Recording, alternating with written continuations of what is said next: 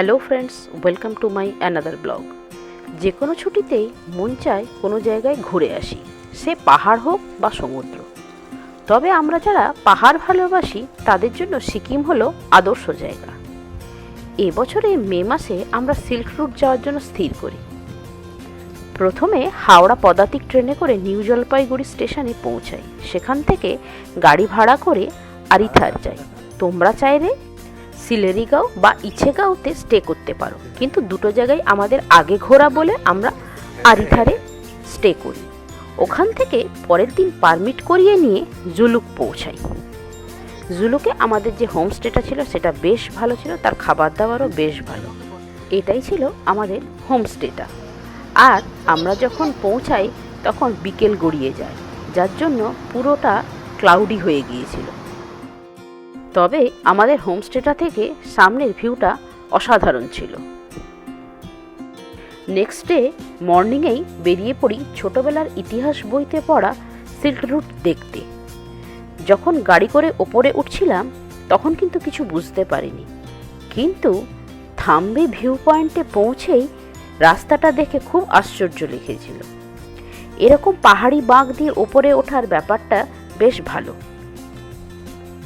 আর ইতিহাসের পাতা থেকে জানতে পারি যে এই রাস্তা দিয়েই নাকি অনেক দেশ ইন্ডিয়ার সাথে ব্যবসা বাণিজ্য করত।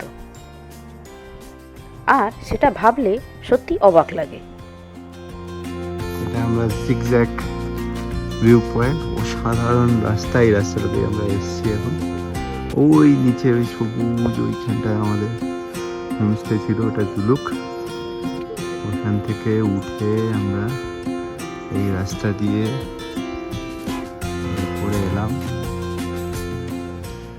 ও হ্যাঁ, তোমাদের জুলুকে পারমিট করানোর জন্য কিন্তু পাসপোর্ট বা ভোটার আই কার্ড অবশ্যই লাগবে, কারণ সিকিম গভর্নমেন্ট আধার কার্ডকে মান্যতা দেয় না। আর এই পারমিট তোমাকে রংলি থেকেই করাতে হবে। এরপর ওখান থেকে এগিয়ে যাই বাবা হরভজন মন্দির দেখার জন্য। কিন্তু কিছু দূর গিয়ে যা দেখি মন পুরো ভরে যায়। চারপাশটা পুরো সাদা বরফে ঢাকা। তবে আবার একটু গিয়ে আবার দুঃখও হয়, কারণ গিয়ে শুনি যে গাড়ি আর ওপরে যাবে না।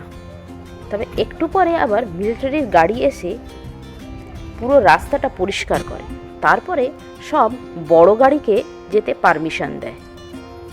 তবে আমাদের গাড়িটা ছিল ছোট, যেহেতু আমরা 3 জন ছিলাম সেই জন্য বেশ ছোট ছিল, সেই জন্য ছোটো গাড়িকে ওরা পারমিট দেয় না। তাই বন্ধুরা, তোমরা এপ্রিল মে মাসে যদি এদিকে আসো তাহলে গ্রুপে করে আসতে পারো, কারণ সেক্ষেত্রে তোমরা একটা বড় গাড়ি অবশ্যই ভাড়া করবে এবং তাতে তোমাদের এই সমস্ত জায়গাগুলো ঘোরার জন্য যথেষ্ট সুবিধেই হবে।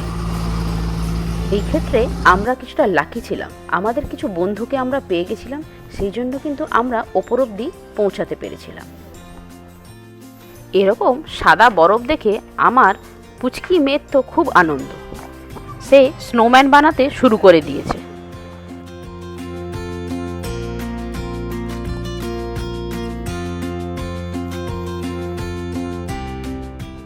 এরকম সাদা চাদরে মোড়া রাস্তা দেখতে দেখতে আমরা ওপরে উঠে যাই, একদম বাবা হরভজন মন্দিরের কাছে।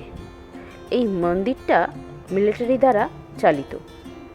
তবে এখানে অনেকেরই ব্রিদিংয়ের প্রবলেম হয়, সেই জন্য তোমরা চাইলে পোর্টেবল অক্সিজেন সিলিন্ডার ক্যারি করতে পারো।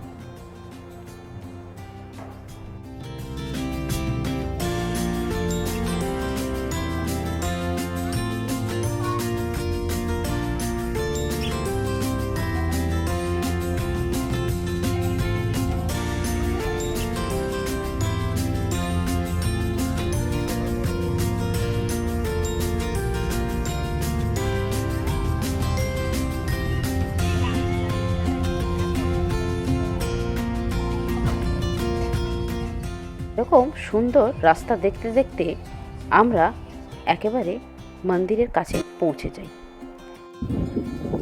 এখানে এদের ব্যবস্থা বেশ ভালোই করা আছে। নিচে একটা রুম আছে যেখানে তুমি জুতো রেখে এই রাস্তাটা দিয়ে মন্দিরের ভেতরে প্রবেশ করতে পারো।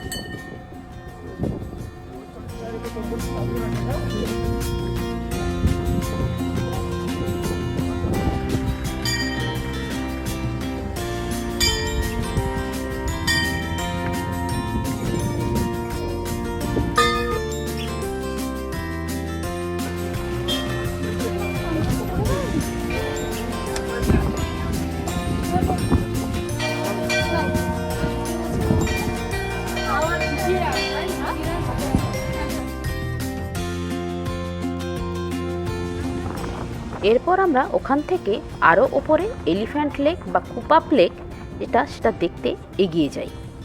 আর রাস্তার চারপাশে বরফের সাদা চাদর সত্যি পৃথিবীটাকে স্বর্গ বলে মনে করতে বাধ্য করেছিল।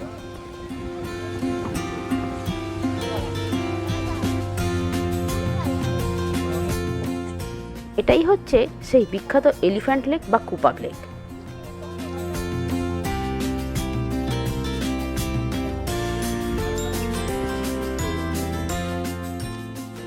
তবে ওখানে কিছুক্ষণ থাকার পরই আবার স্নোফল শুরু হলে আমরা নিচে নেমে আসতে বাধ্য হই। আমরা সেদিন নিচে নেমে রংপোখলা বলে একটা জায়গায় চলে আসি। তবে তোমরা চাইলে জুলুকেও থেকে যেতে পারো। এই রংপোখলা নিয়ে আমি অন্য আরেকটা ব্লগে তোমাদের বলবো। ওখানের কটেজটাও খুবই সুন্দর ছিল।